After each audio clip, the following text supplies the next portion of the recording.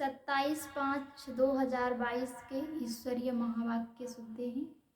प्रातः मुरली ओम शांति बाप दादा मधुबन। बाबा ने कहा, मीठे बच्चे, विचार सागर मंथन कर भारत की हिस्ट्री, ज्योग्राफी और नई दुनिया का स्वतः सिद्ध कर बताओ तो कल्प की आयु सिद्ध हो जाएगी। आज का प्रश्न है, तुम बच्चों को अभी कौन सी धुन लगी हुई है जो मनुष्य से भिन्न है?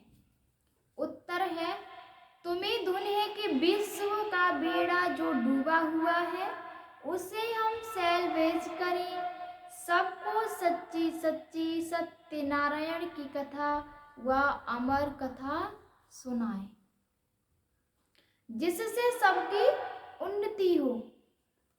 इतने बड़े बड़े महल, बिजली आदि सब कुछ है, परंतु यह पता नहीं कि यह सब आर्टिफिशियल झूठी उन्नति है। सच्ची उन्नति तो सत्युग में थी जो अब बाप आकर करते हैं। सच्ची उन्नति तो सत्युग में थी जो अब बाप आकर करते हैं। गीत है आज का, आखिर वह दिन आया आज जिसकी थी हमें तलाश। किसकी तलाश थी? ओम शांति।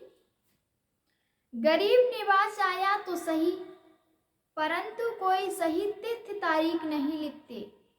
कोई डेट स्वतः तो होना चाहिए ना। जैसे बताते हैं कि आज फलानी तारीख, फलाना मास, फलाना स्वतः। गरीब निवास कब आया यह लिखा नहीं है। जैसे लक्ष्मी नारायण सत्ययुगी आदि में थे तो उनका भी स्वतः होना चाहिए। इनका फलाने स्वत में राज्य था, लक्ष्मी नारायण का भी स्वत, और भी सब के अपने अपने स्वत हैं कि कब किनका राज्य था। गुरु नानक का भी लिखा होगा कि फलाने स्वत में जन्म लिया। स्वत बिगर पता नहीं पड़ता। यह लक्ष्मी नारायण भारत में राज्य करते थे तो जरूर स्वतः होना चाहिए। इनका स्वत माना स्वर का स्वत। लक्ष्मी नारायण ने सत्युग में राज्य किया। किस स्वत से किस स्वत तक कहें भी तो भी 5000 वर्ष ही कहेंगे। गीता जयंती का थोड़ा फर्क करना पड़ता है। शिव जयंती और गीता जयंती में फर्क नहीं है। कृष्ण जयंती का फर्क पड़ेगा। लक्ष्मी नारायण का वह स्वत लिखना होगा। लक्ष्मी नारायण का स्वत लिखना होगा। यह भी विचार सागर मंथन करना होता है। पब्लिक को यह कैसे बताएं? लक्ष्मी नारायण का क्यों नहीं स्वत दिखाते हैं? विकर्म स्वत दिखाते हैं, बाकी विकर्माजीत स्वतः कहाँ? अभी तुम बच्चों को अच्छी तरह मालूम है। बाबा ने कहा, भारत की हिस्ट्री, ज्योग्राफी, नई दुनिया का स्वत भी दिखाना चाहिए। नई दुनिया में राज्य था आदि सनातन देवी देवता का, तो उनका स्वत भी कहेंगे। हिसाब करेंगे तो उनको 5000 वर्ष हुआ। यह सिद्ध कर बताने से कल्प की आयु सिद्ध हो जाएगी और लाखों वर्ष जो लिखा है वह झूठा हो जाएगा। यह बातें बाप आकर समझाते हैं। जो मनुष्य सृष्टि का बीज रूप है, सृष्टि के आदि मध्य अंत को जानने वाला है। लक्ष्मी नारायण की डिनास्टी को 5000 वर्ष हुआ और 3750 वर्ष हुए राम सीता को। फिर आगे उनकी डिनास्टी चली। फिर विकर्म स्वत शुरू होता है। विकर्म राजा का जो स्वत है वह भी राइट नहीं है। बीच में कुछ वर्ष गुम होना चाहिए। 2500 वर्ष इस्लामी बुद्धि का भी थोड़ा समय पीछे शुरू होता है। इन्होंने 2000 वर्ष से अपना सबक दिखाया है। तुम जानते हो हम सभी अब देवी देवता थे जो चक्र लगाकर अब ब्राह्मण बने हैं। यह हिस्ट्री ज्योग्राफी अच्छी तरह समझानी है। ब्राह्मण से फिर देवता बने हैं। हिस्ट्री ज्योग्राफी समझते हो तो स्वत भी समझना पड़े। सीढ़ी के चित्र में स्वत लिखा हुआ है। भारत का स्वत ही गुम हो गया है। जो पूज्य थे उनका स्वत ही गुम कर दिया है। पुजारियों का स्वत शुरू हो गया है। देखो अशोक पिल्लर कहते हैं। द्वापर में अशोक शोक रहित तो कोई है नहीं। अशोक पिल्लर तो आधा कल्प सत्युग त्रेता तक चलता है। उनके यह महिमा है। शोक पिलर की महिमा नहीं है। यहाँ तो दुख ही दुख है। अशोक होटल नाम रखा है परंतु है नहीं। आधा कल्प क्षणभंगुर सुख को अशोक कह देते हैं। यहाँ अशोक कुछ है नहीं। मांस मदिरा गंध खाते रहते हैं। कुछ भी समझते नहीं कि हम दुखी कैसे हुए, क्या कारण है। अभी तुम समझते हो। यह बातें सुनेंगे वही जो कल्प पहले स्वर्ग में सुखी थे। जो वहां थे वही, जो वहां थे नहीं वह सुनेंगे भी नहीं।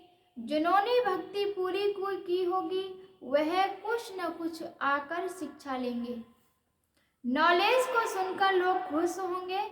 चित्र भी क्लियर है, सत्य भी लिखा हुआ है। ब्रह्मा विष्णु का जन्म तो यहाँ होना चाहिए। और बाबा ने कहा बाकी शंकर तो सूक्ष्म वतन का है और शिव है मूल वतन का।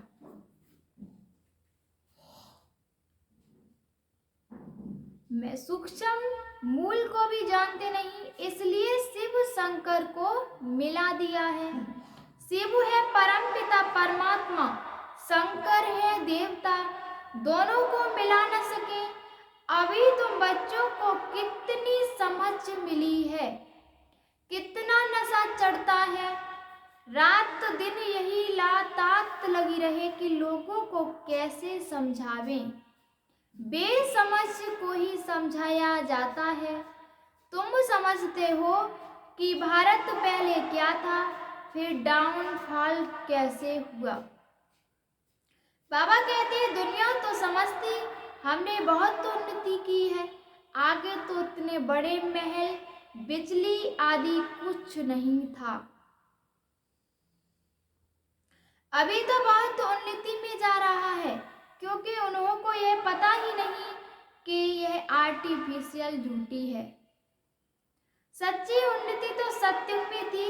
यह समझाना है वे अपनी धुन में है, तुम्हारी धुन अपनी ही है। बाबा ने कहा तुमको खुशी है तो विश्व का बेड़ा जो डूबा हुआ था उनको हम बाबा की नॉलेज द्वारा सैल्वेज कर रहे हैं। बाबा हमें सत्यनारायण की कथा व अमर कथा फिर से सुनाते हैं। बाबा कहते हैं भक्ति मार्ग में तो अनेक कथाएं सुनाते हैं। तुम समझते हो कि वे सब झूठी कथाएं हैं जिससे कोई फायदा नहीं। यह शास्त्र आदि पढ़ते आए हैं फिर भी सृष्टि तो तमो प्रधान होती जाती है। सीढ़ी उतरते आए थे, फायदा क्या हुआ। सिख लोगों का भी मेला लगता है, वहाँ तालाब में स्नान करते हैं। वह गंगा जमुना आदि को नहीं मानते। बाबा ने कहा कुंभ के मेले पर सिख लोग नहीं जाते हैं, वह अपने तालाब पर जाते होंगे। उनका फिर खास प्रोग्राम होता है, अभी उनको साफ करने भी जाते हैं। सत्युग में तो यह बातें होती नहीं। सतयुग में तो नदियां आदि बिल्कुल साफ हो जाएंगी। वहां कभी गंगा यमुना में गंद किचड़ा नहीं पड़ता। वहां के गंगा जल और यहाँ के गंगा जल में रात दिन का फर्क है। यहाँ तो बिल्कुल किचड़ा पड़ता है, वहां तो हर एक चीज फर्स्ट क्लास होती है। तुम बच्चों को अब बहुत खुशी है कि हमारी राजधानी ऐसी होगी। हम फिर से 5000 वर्ष बाद श्रीमत पर स्वर्ग की स्थापना कर रहे हैं।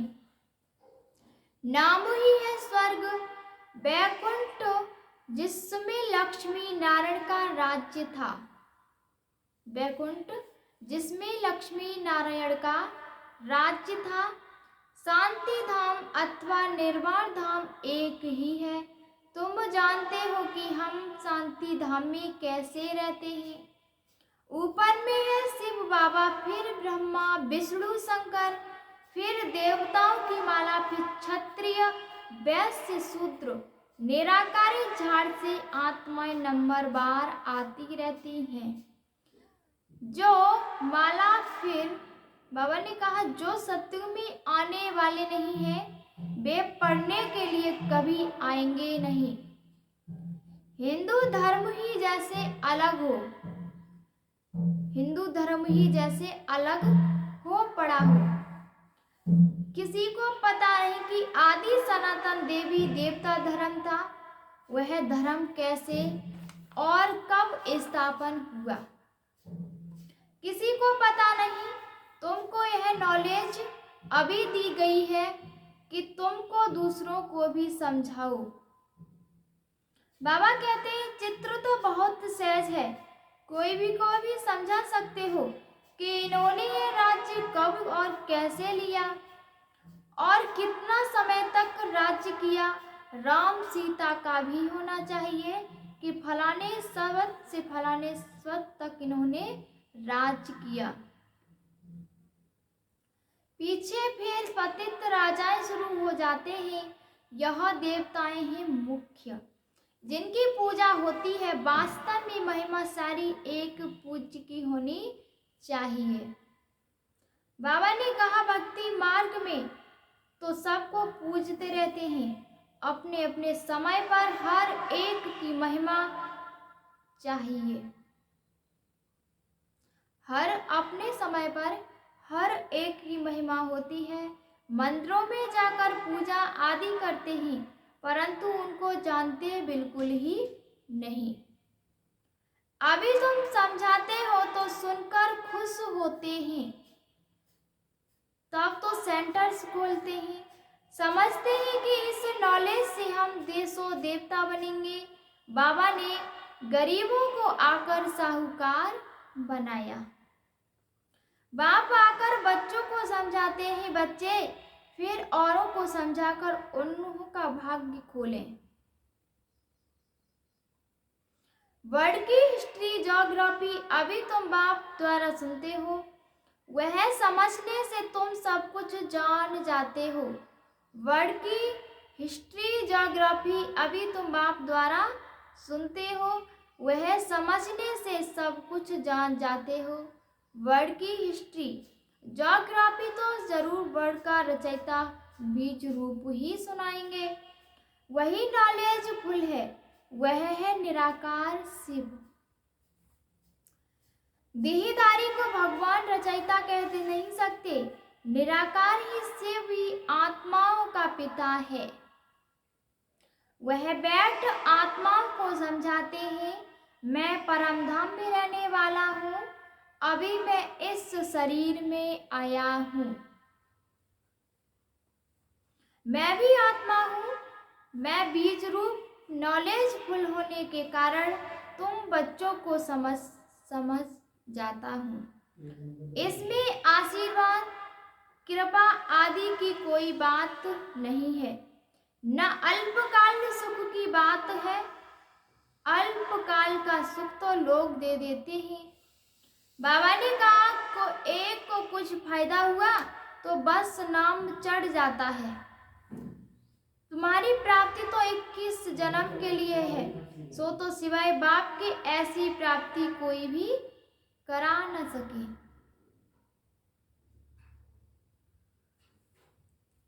21 जन्म के लिए निरोगी काया कोई बना न सके। भक्ति मार्ग में मनुष्यों को थोड़ा भी सुख मिलता है तो खुश हो जाते हैं। यहाँ तो 21 जन्म के लिए प्रारब्ध पाते हैं, तो भी बहुत है जो पुरुषार्थ नहीं करते हैं, उन्हों की तकदीर में नहीं है, तो तदबीर तो सभी को एक समान ही कराते हैं। उस पढ़ाई में तो कभी अलग टीचर भी मिल जाते हैं, यह तो एक ही टीचर है। भले तुम खास बैठ समझाते होंगे, लेकिन नॉलेज तो एक है, सिर्फ हर एक के उठाने पर मदार है। यह भी एक कहानी है जिसमें सारा राज आ जाता है। एक कहानी है जिसमें सारा राज आ जाता है। बाबा सत्यनारायण की कथा सुनाते हैं। तुम अंगे अखे अखरे तिथि तारीख सब सुना सकते हो। कोई कोई सत्यनारायण की कथा सुनाने वाले नामी ग्रामी होंगे, उनको सारी कथा कंठ हो जाती है, तो तुम फिर यह सच्ची सत्यनारायण की कथा कंठ कर लो। बहुत सहज है बाप पहले तो कहते हैं मन मनोभव माना एक मुझको ही याद करो। फिर बैठ हिस्ट्री समझाओ। इन लक्ष्मी नारायण का तो स्वत बता सकते हो ना।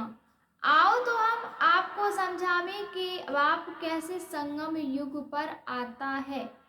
ब्रह्मा तन में आकर सुनाते हैं किसको, ब्रह्मा मुख वंशावली को, जो फिर देवता बनते हैं। 84 जन्म की कहानी है। ब्राह्मण सो देवता बनते हैं, पूरी नॉलेज है। यह सुनकर फिर बैठकर रिपीट करो तो बुद्धि में सब आ जाएगा कि हम देवता थे, फिर ऐसे चक्र लगाया। यह है सत्यनारायण की कथा।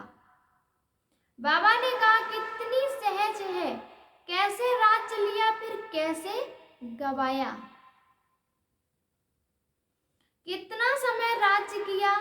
लक्ष्मी नारायण और उनका कुल घराना था ना, सूर्यवंशी घराना, फिर चंद्रवंशी घराना, फिर संगम पर बाप आकर शूद्रवंशियों को, संगम युग पर बाप आकर शूद्रवंशियों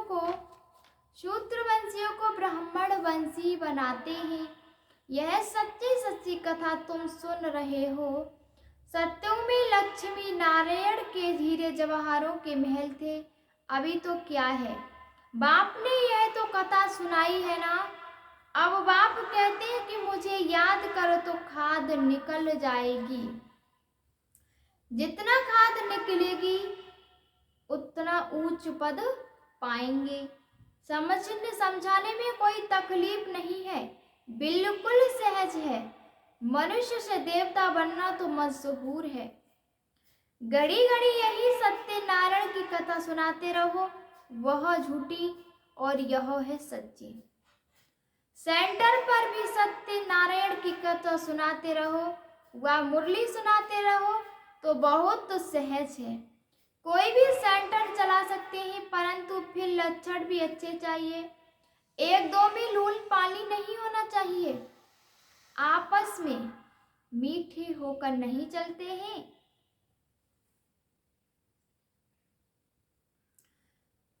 तो आबरू इज्जत गवाते हैं। बाप कहते हैं कि मेरी निंदा कराएंगे तो ऊंच पद पा नहीं सकेंगे। उन गुरुओं ने फिर अपने लिए कह दिया है, अब तो वह कोई ठौर बताते नहीं। ठौर बताने वाला तो एक ही है, उसकी निंदा कराएंगे तो नुकसान के भागी बन जाएंगे। फिर भी पद भ्रष्ट हो पड़ता है। काला मुंह करते हैं तो अपनी सत्यानाश करते हैं। ऐसे भी है जो हार खा लेते हैं, फिर कोई तो सच्चाई से लिखते हैं, कोई झूठ भी बोलते हैं। अगर सच्ची कथा सुनाते रहे तो बुद्धि से झूठ निकल जाए। ऐसी चलन नहीं चलनी चाहिए जिससे बाप की निंदा हो। जिनकी ऐसी अवस्था है वह जहाँ भी जाते हैं तो ऐसे ही चलन चलते हैं।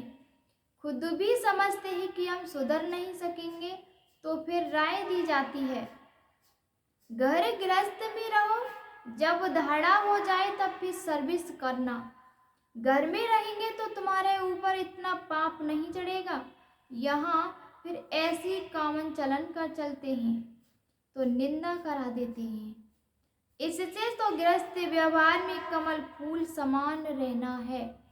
अच्छा, मीठे मीठे सिकील थे बच्चों, प्रति माता पिता बाप दादा का याद प्यार और गुड मॉर्निंग। रूहानी बाप की रूहानी बच्चों को नमस्ते।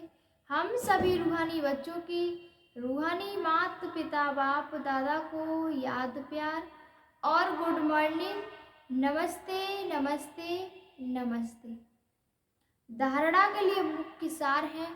पहली पॉइंट है, अंदर से झूठ निकल जाए उसके लिए सदा सत्य नारायण की कथा सुनानी और सुननी है। कभी ऐसी चलन नहीं चलनी जो बाप की निंदा हो। दूसरी पॉइंट है, आपस में बहुत मीठा होकर रहना है, कभी लून पानी नहीं होना है, अच्छे लक्षण धारण कर फिर सेवा करनी है। आज का वरदान है, ब्राह्मण जीवन में बधाइयों की पालना द्वारा सदा वृद्धि को प्राप्त करने वाले पद्मा पदम भाग्यवान भव। संगम युग पर विशेष खुशियों भरी बधाइयों से ही सर्व ब्राह्मण वृद्धि को प्राप्त कर रहे हैं। ब्राह्मण जीवन की पालना का आधार बधाइयाँ हैं। बाप के स्वरूप में हर समय बधाइयाँ हैं। शिक्षक के स्वरूप में हर समय श्वास श्वास का बोल बात पास विद ऑनर बना रहा है। सद्गुरु के स्वरूप में हर समय सद्गुरु के रूप में हर श्रेष्ठ कर्म की दुआएं सहज और मौज वाली जीवन अनुभव करा रही हैं। इसलिए पद्मा पदम भाग्यवान हो जो भाग्य विधाता भगवान के बच्चे संपूर्ण भाग्य के अधिकारी बन गए। आज का स्लोगन है, सच्ची सेवा द्वारा सर्व की आशीर्वाद प्राप्त करने वाले ही तकदीरवान हैं। ओम शांति।